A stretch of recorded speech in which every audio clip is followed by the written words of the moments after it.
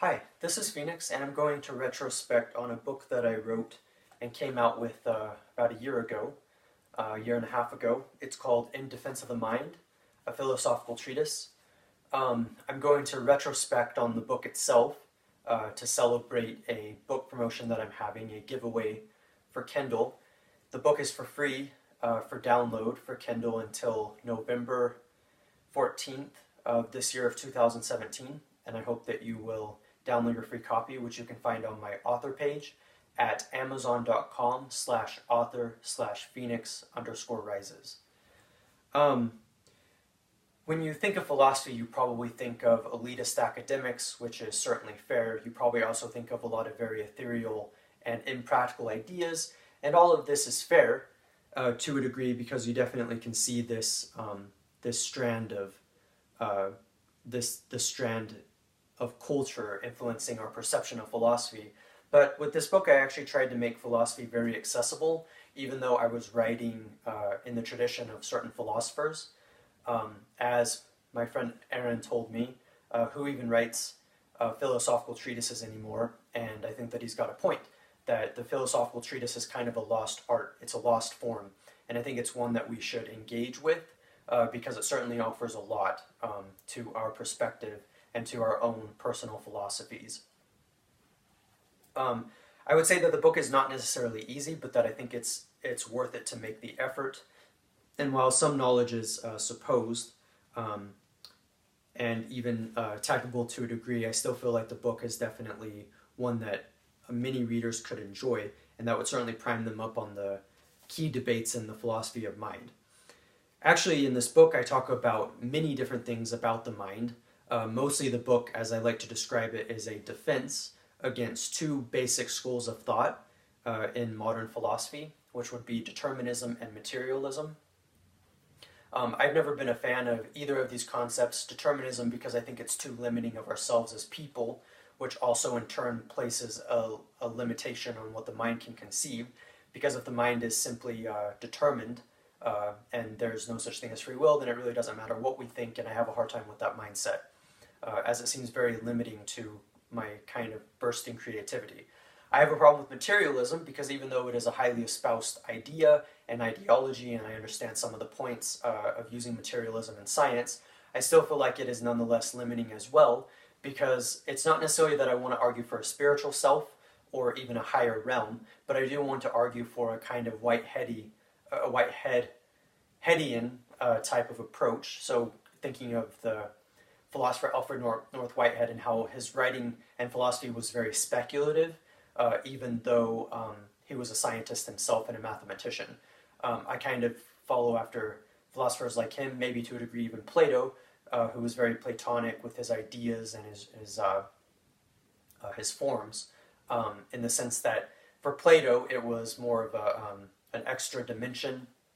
Philip K. Dick actually talks about this a little bit, the idea that he understood the idea of higher dimensions because of someone like Plato. I don't necessarily see it more as a higher realm or another dimension.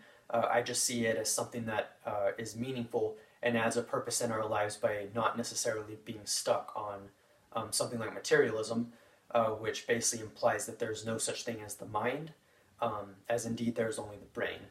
And I think by having the mind, even if we argue that the mind is still the brain and still part of the body, that it at least offers a nuance and a certain type of richness to our ideas.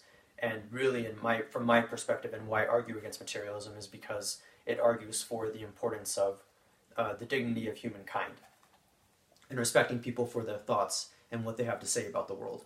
There is much that I could say about this book. I've always been taken by the two quotes that I open with, one by René Descartes, the other by Jean-Paul Sartre. Cogito ergo sum by Descartes, which is of course I think therefore I am, and then man is fully responsible for his nature and his choices by Jean-Paul Sartre.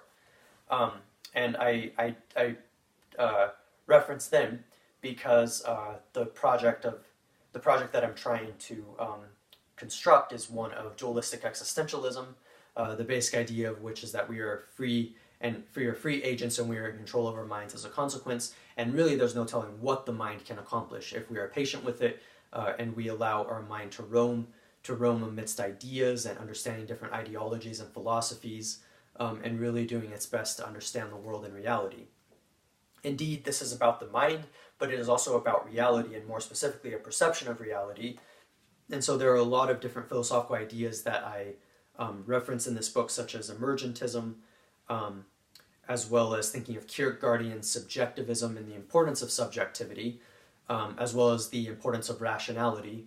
Indeed, the importance of subjectivity and rationality is in terms, as you can probably imagine me arguing, is in terms of our freedom and in terms of what we can accomplish with this kind of freedom.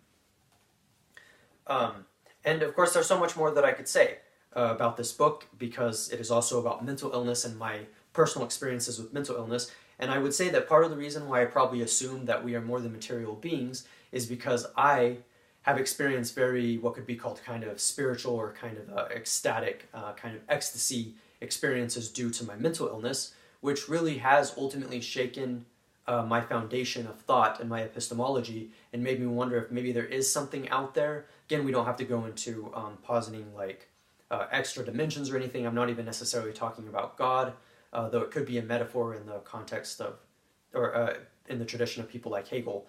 But I would definitely say that having a mental illness has really reinforced meaning for me personally in the world, and for me personally, and that has given me a lot of hope about what life has to offer and what the possibilities are. The last thing I'd like to say is I of course have my idea of infinite potentiality and potentialities, which you can find in my book, the basic idea of which is talking about infinity and how the possibilities of what we can conceive is infinite, and we can't get caught up with notions that it's limited. We definitely want to have a free play of ideas and free notions and a free perspective. And I think that we can accomplish that by realizing that the mind can conceive of many different possibilities and can create things as a consequence, create things in the world as a consequence. And I would say as a final note, that idea itself of infinite potentiality was inspired by quantum mechanics and kind of the philosophy and the metaphor and the metaphors and symbolism of quantum mechanics. Anyway, this is Phoenix, and again, you can find my book, In Defense of the Mind, my treatise, on Amazon, at amazon.com/author/Phoenix_rises. I hope that you'll download your free copy. Again, you can get it until November 14th of this year of 2017. This is Phoenix, and thank you for your time.